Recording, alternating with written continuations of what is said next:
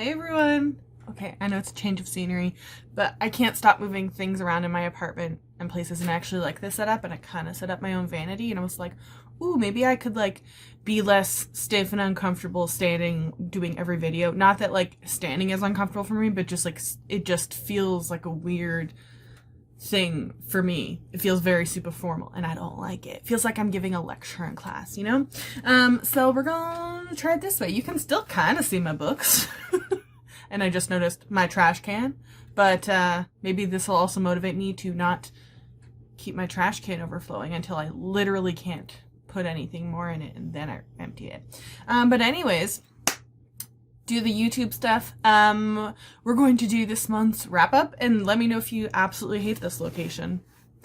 Don't know that it'll make me change it because I kind of like it. If anything, it'll make me get a better chair because I just have a cheap falling apart dining room chair that I am the like 12th owner of right now. So, and also I don't know if the quality of this video is going to be great or horrible or better than normal, whatever. I got a new phone, so I had an LG and I've had like 3 LGs. And my tab finally got paid off, and I was like, maybe I should, you know, it's slowing down, maybe I should get a new one. And then I looked, and like literally 5 hours before, LG had announced that they were getting out of phones, and I was like, bitch, why? So I ended up having to go with a Samsung because I refuse to pay what Apple wants for Apple products to then have to buy adapters to make it work with everything else. So we're going with the Samsung. Don't know how good this is gonna look. But anyways, yeah, we're gonna wrap up March. March was an reading month for me.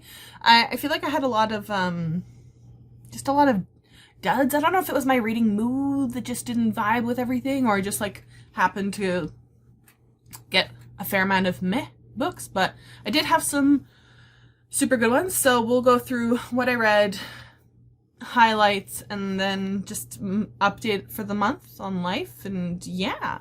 So starting off, I read most of this actually in February, but as soon as the trailer dropped for Shadow and Bone, I think it was, which trailer was it? Was it the teaser or the full trailer? Either one, I was like, we're gonna reread the series.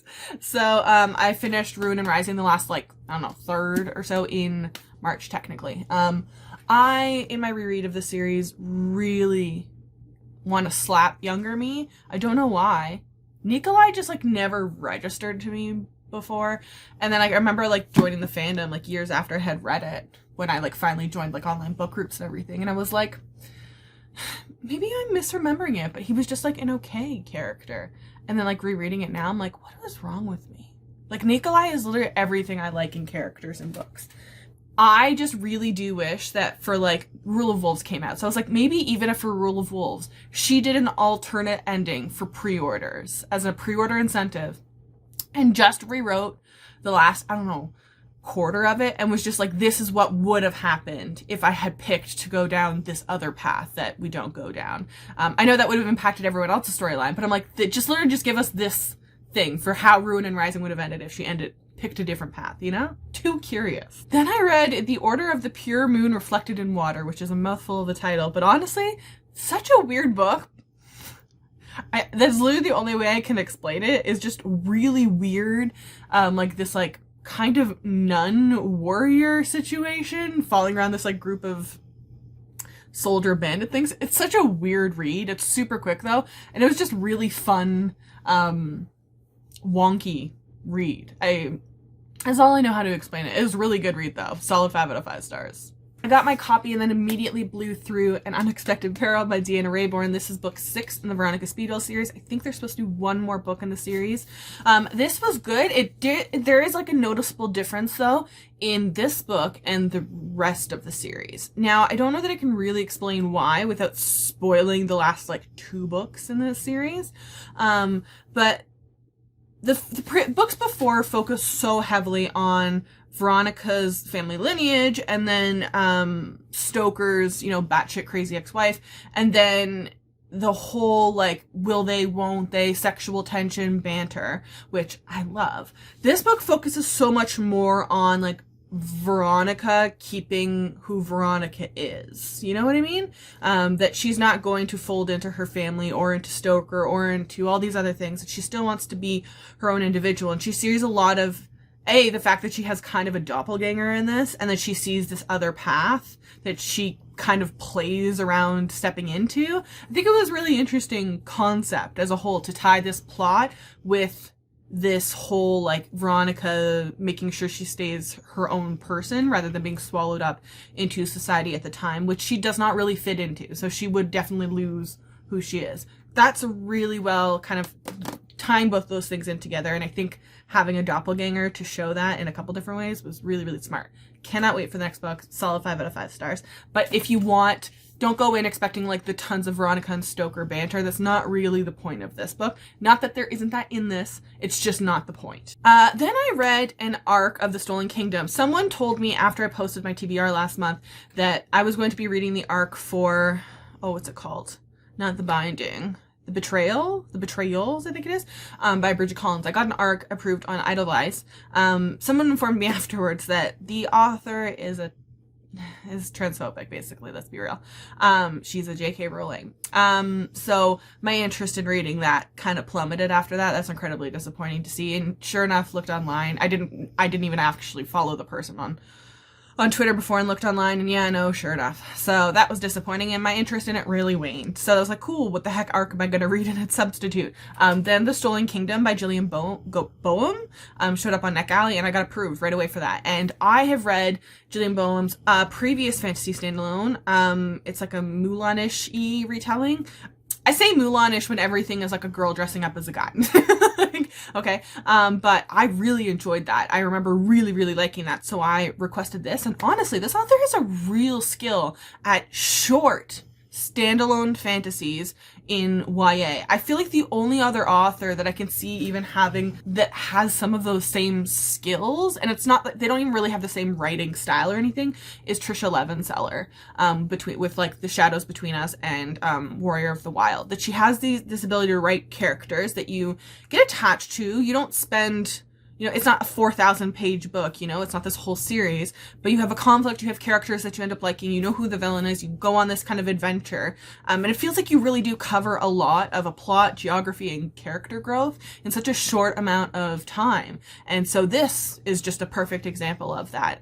Traditional YA fantasy for the most part, so you know what you're getting into, but there are books that I think are really good options if you want a break between these giant series to dip your toe into. If you like traditional YA fantasy, I think these are really good ones to go for. So I think The Stolen Kingdom was like a 4 or 5 out of 5 stars. It was really good, quick read. It was exactly what I wanted. It was exactly what I was expecting from it. Then I read The Missing Marquess, the Enola Holmes book. I was actually surprised how similar, I guess it was, to the movie. Maybe I would have noticed more differences if I had read the book before the movie, which I tend to do most of the time, but this was just a different situation because I didn't even realize they were books until after I kind of was like halfway through the movie. And I really like the movie, so I was going into that too being like, I like this movie, so you better like this book. Honestly, it's fun, it's cute, it's quick read. I think if you liked the movies, you will, for the most part, like the book. I don't know that I'll read the rest of the series. I don't know that it offers anything super unique in the realm of middle grade mysteries, but if I ever do run out of them, this is a series that I'd circle back and like, okay, let's read the rest of the books, The TBR Beyond group, we are doing 3 months long, I guess, read along of the From Blood and Ash series. It's just everywhere on Instagram, on TikTok, and everything. So everyone was comparing it as like, if you liked ACOTAR, give this series a read. So I did give it a read. It's all right. I'm not joining a cult about it, okay? I'm not saying it's bad, but this is my first Jennifer Armentrout book, so I think that maybe like some people are just like huge fans of her and they'll love anything she puts out. This is just a new to me author, I don't hate this book by any means. I'm not saying that I hate it. And the ending, like the last half of it, so good. But it really does take a while for things to get set up and everything. And if I didn't have like a horde of people everywhere being like, no, it's good. Just keep reading it. It's good. I don't know that I would have kept going past the first, 100, 150 pages, which is sad because the rest of the book is really good. The ending is wild. I'm super curious to read the next book. We're reading A Kingdom of Flesh and Fire, which is the sequel, in April. And then in April, the third book comes out. And then she announced that there's a spin-off or a different character's POV in this series own book coming out in October, I think it is. So lots of stuff. I think every 6 months or so there's something coming out with this series, and I enjoyed it. So if you gave up, you know, first 50 to 100 pages in and are disappointed, I would suggest giving it a try. Maybe try the audiobook instead or something else. But I think if you can push past the first half of it, it is an enjoyable read. Then I did a read of The Devil and the Dark Water by Stuart Turton.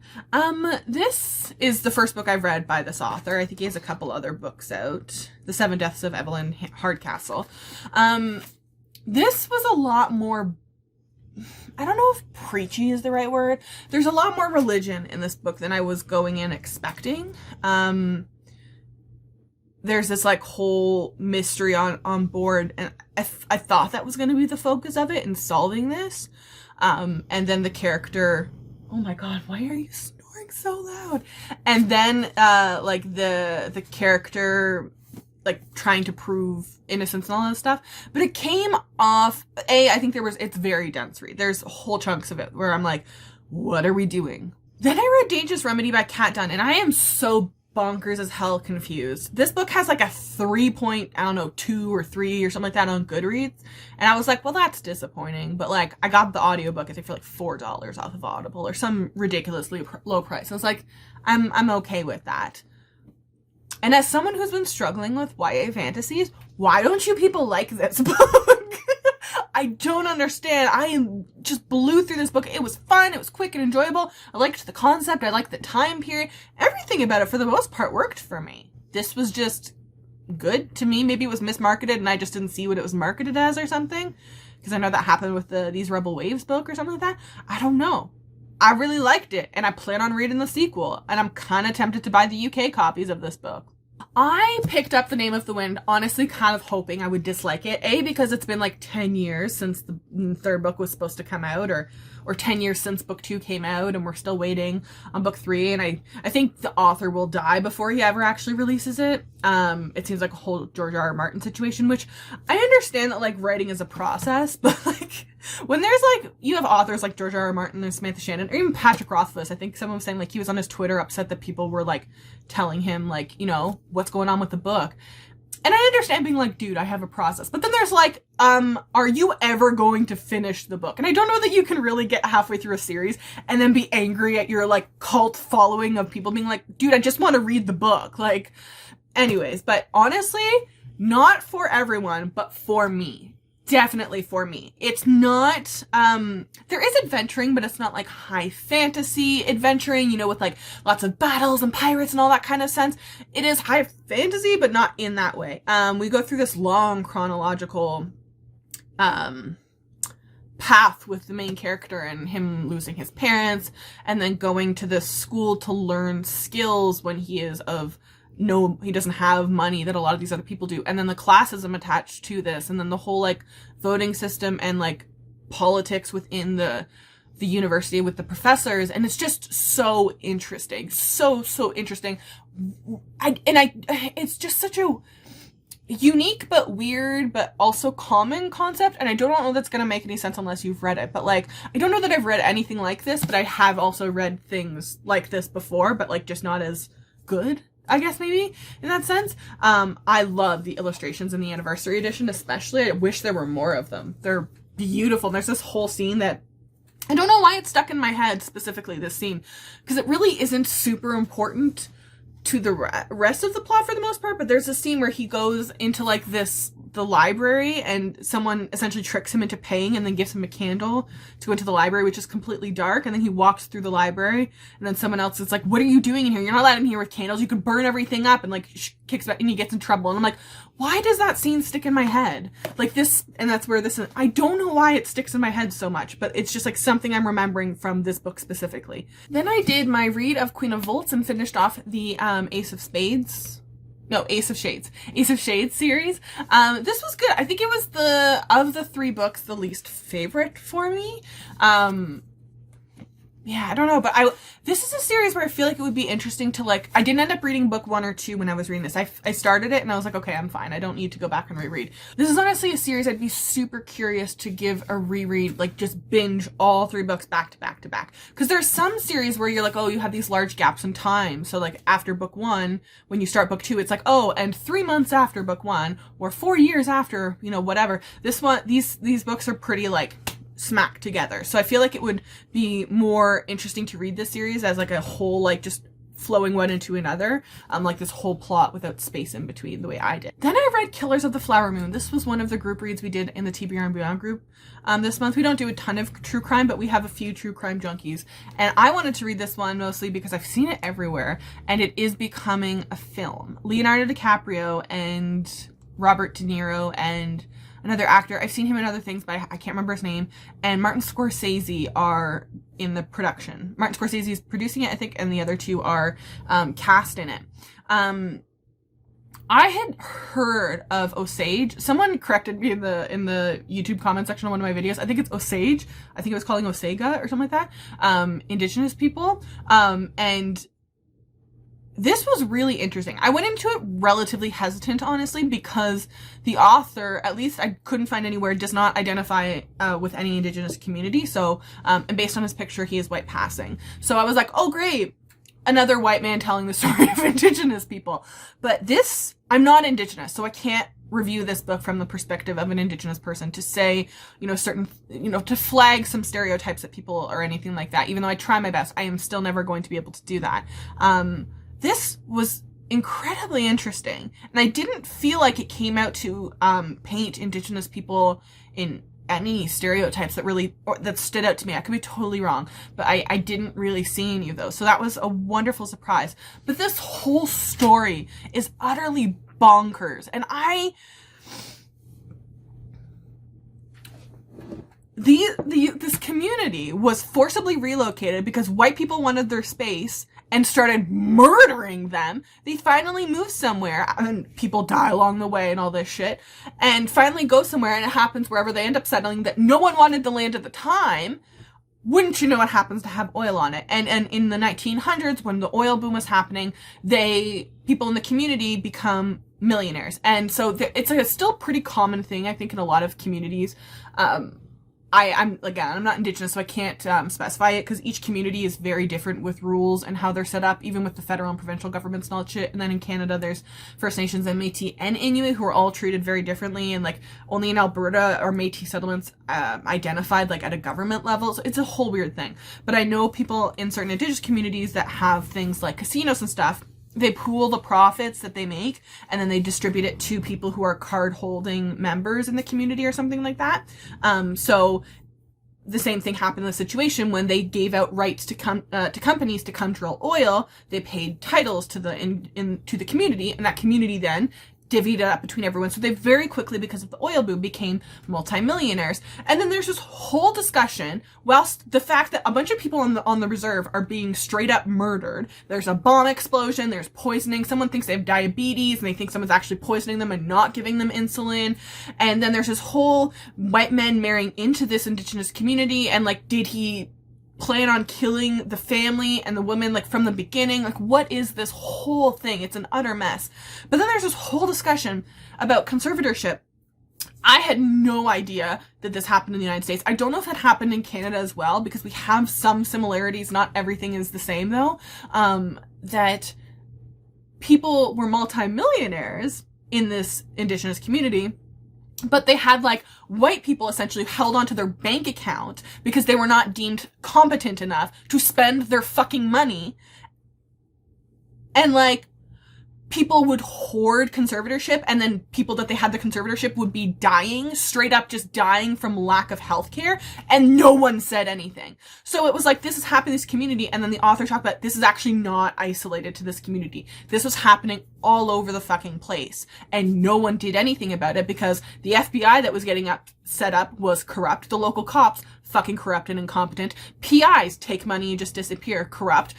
You couldn't fucking, like, it's bonkers, the bullshit. Then I did a read of The Electric Kingdom by David Arnold. I loved this.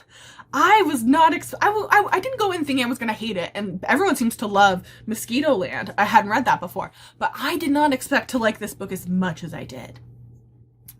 A lot of people die.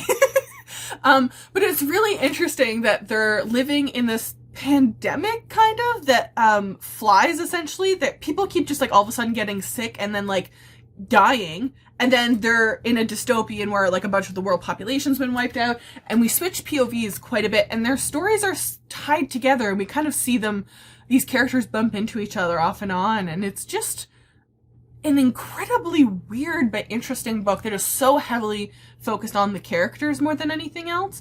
You have some of the traditional things of like what will happen, you know, if you're in a dystopian and just walking as like a group of 4 teenagers or so, you know, someone you're gonna walk by in a weird sketchy town that gives you bad vibes, and the people that are there end up being bad people, and so there's some of those stereotypes, but it's just such an interesting read. I don't know that any of the plot like really surprised me in any way, but it was just so well written. It's so interesting. I loved the characters, and I did like the fact that like not everyone was safe. Then I did a read of The Duchess War by Courtney Milan. I discovered Courtney Milan with The Duke Who Didn't, and it's labeled as a series on Goodreads, but I haven't seen book 2 pop up anywhere.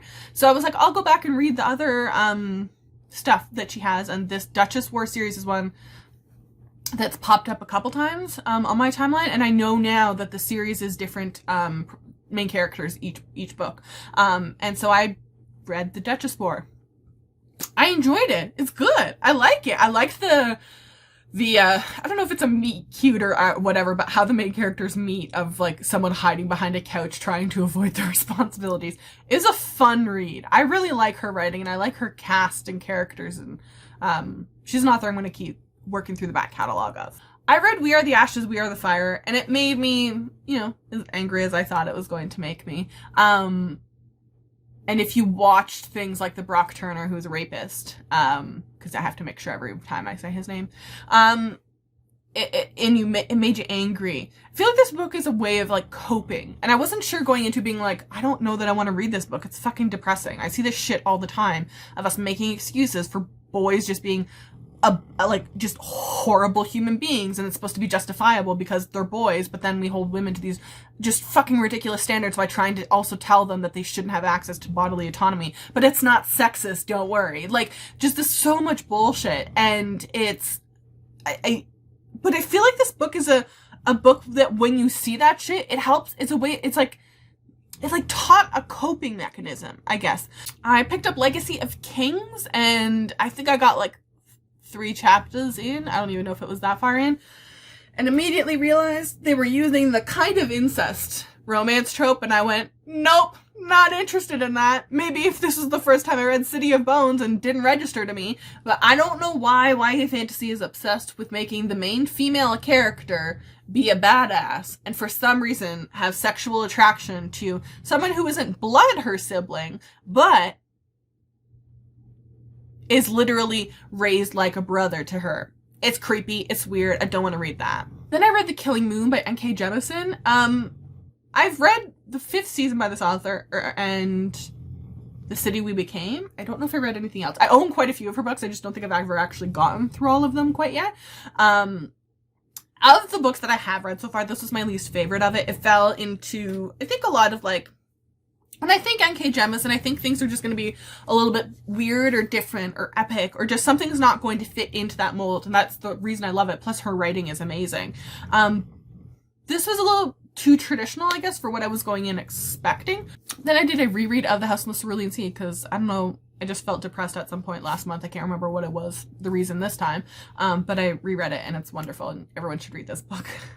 Then I picked up The Mask of Mirrors by M.A. Carrick. I was unsure about this one. I love the cover, and I saw it in my bookstore, and I was like, ooh, I want to read it so badly. But there's some mixed reviews on Goodreads.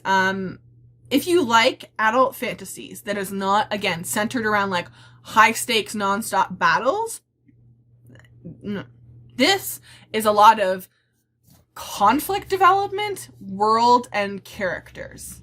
There's not really a lot of physical action taking place, but the world has several families of wealth and prestige, and then the main family that we're looking at the beginning is not, they're one of those families, but they're broke, basically. And one of the a character reappears that she is related to them by blood. Her parents had falling out between them, but she wants to come back and kind of fix things and whatever. And then we start following her path, and then there's these like sketchy characters, and they think one of the brothers in the family is this sketchy character called the Rook, and like it's so interesting. It goes a million different ways, twist and turn. I didn't know how long, like it's a big book, but I wasn't totally sure what the plot was actually going to be. But the point, like the goal of the book changes like 3 times.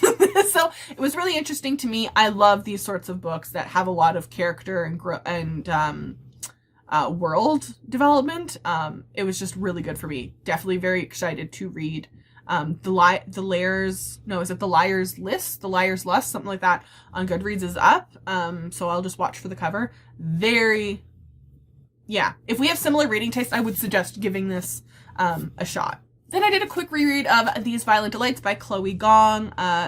We did a group read of it in the TBR and Beyond group this month, and I ended up having to step in for Ahmad to help with that, so just reread it to refresh my memory, and the ending still messes with me. I love this book. Then I did a read of The Conductors by Nicole Glover, I think that is. This was an interesting concept, but I do have to agree with a lot of the general sentiments on the Goodreads reviews, that the world is interesting. The concept is interesting. The magic system is not fleshed out enough. It is not explained. I don't understand what the limiters are. There's this whole thing that different characters have these different powers, and using that in the concept of slavery and getting people to freedom and just all of this complicated stuff. But I literally at no point understood what the restrictions of this magic were. It's not explained enough. So it was kind of distracting. Then at a lot of points I couldn't understand if what they're talking about was feasible or if it was ridiculous, because there's this whole mystery of who's killing all these people, and I'm like, I don't know what our restrictions are for this. I don't know how to form a guess of who's doing this or what's causing this, because I don't understand what our limitations are. So that was quite frustrating. But I think that's something that, hopefully as the author grows and there's a sequel, maybe that'll become more fleshed out. And I think the last book that I read this month, because near the end of the month, I started forgetting to write things down. So I went back and tried to figure everything out. So I think this is the last book that I read the month, is Act Your Age, Eve Brown by Talia Hibbert. This is the 3rd book in the Brown Sisters trilogy. I think it's just a trilogy. We have Chloe Brown before this that started it all, which was like wildly popular. I like the sister, I think, arguably the most, because I probably connected with her the most, because she has colorful hair, but I just think like the other two they have a bit more of like I think I saw myself in each of them in a few different ways, but I think she's like the most messy of the sisters, and being the youngest, I feel like I just had more in common with her than I think everyone else. This though, in the actual plot, I felt like I couldn't understand what the conflict was until like the last second. I was like, I literally don't know what we're building up to as the conflict. So I think in terms of plot, it was my least favorite of the 3. It's not bad by any means. But I like Eve Brown the most out of all of the sisters. So that was an interesting twist for me. I wasn't totally expecting to notice that difference between them, but I really enjoyed this. So highlights, least favorite of the month, keeping in mind that I don't include books that I didn't finish. So Legacy of the Kings is not up for candidacy because I didn't finish it. Least favorite, probably The Devil in the Dark Water. Most surprising read, honestly, it's probably Dangerous Remedy. Because honestly, I mean, like I've read books before where like the rating is like 2.3 stars. And I'm like, and I read it and I'm like, this is 5 stars for me. And then my brain immediately goes to like, has the author said something racist or bigoted online? And I start going through the reviews to try and find out if these are actually 1-star reviews from reading the book, or if they're 1-star reviews because this person, the author, maybe fucked up something, or is just a shitty person. And so I just saw that this had like a lot of meh reviews, and it seemed to be from people who actually read the book. So I was so fucking confused because on top of that, I have just not been jiving with YA fantasies for so long now, but this was good. I didn't understand. I was so confused. And favorites of the month. Again, I don't include rereads, so Cerulean Sea is not a candidate. Nor is Rune and Rising. I really did like an Unexpected Peril, but I'm at the point I kind of feel like it's cheating to choose a Veronica Speedboat book because that's like my favorite series of all time. So it was honestly a bit of a toss-up between The Mask of Mirrors and The Name of the Wind, but when I looked at it, it was like The Name of the Wind, it was gifted to me as a birthday gift, I want to say, or a Christmas gift a few years ago now. So it was an anniversary edition. I think it's like $50 in Canada. It's a pricey book. And I was like, would I, having read it now, go buy my own anniversary edition of The Name of the Wind? Yes. Would I go buy a $50 anniversary edition of Mask of Mirrors? It's good, but no, wouldn't do that. So that was my way of figuring out it was The Name of the Wind, which I'm annoyed because I honestly wanted to dislike this book an awful lot, so I wouldn't have to pay attention to it and wait eons for book 3. But that is just not how it ended up working for me. So this was my favorite read.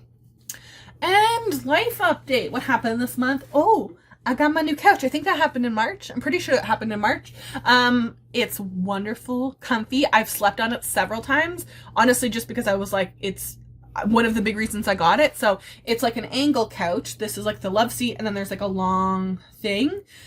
This lifts up, so there's storage here, but then the love seat section, you can pull out underneath it and lift up. And so it's just a big bed, basically. So my appeal was like, I only have a 1-bedroom apartment. So when my mom has visited, we had to share a bed and that sort of stuff. Instead, if I do have friends visit, my family visit, even when I move, I'm going to take this shit with me, having another space that I can make into a bed, even if it's like for a weekend or for, more solution, whatever it may be. So I tried it. It's actually really comfortable.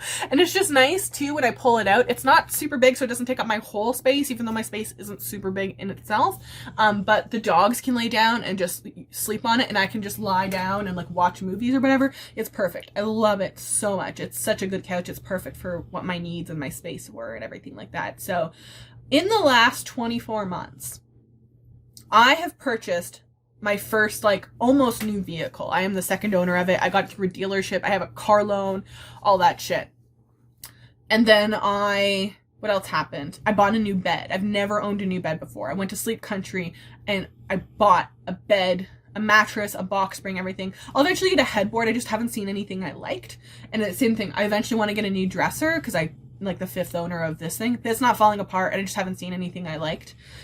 So like, I'm happy with what I have now. And then I got the couch, and like I've just been decluttering and trying to get rid of stuff in the house that's just been piling up with the pandemic, and then getting rid of all the pieces, like the old bed frame that I had and all that stuff that was sitting out there. So I had to go to the dump, and like I just feel like I got a lot of adulty stuff done today. And with all of that going on and busy and kind of sort of, but then eventually having to backtrack, and I was working in the office a little bit for like a week or so, I didn't feel like I fell back into my old eating habits either, of like going to Starbucks every single morning. Honestly, part of the reason is because the Starbucks that they opened up that between my house and work shut down because of the pandemic. So, like literally closed it. That store is no longer there. So I feel like I've retrained a lot of my eating habits now. I haven't this past few weeks been doing so well on doing Sunday meal prep, so scheduled and regimented, but I've been better at like coming home on Tuesday and being like, okay, so your dumbass didn't prep, just go make something. And yeah, so that's been my March. Let me know what you read, or if you had any personal successes or any of that shit this month. I am sorry if Watson has been storing this whole thing and you've been able to hear it, but anyways, I will see you all next Tuesday for, what's next Tuesday gonna be? Cover reveal, tier list or something like that, probably? Yeah.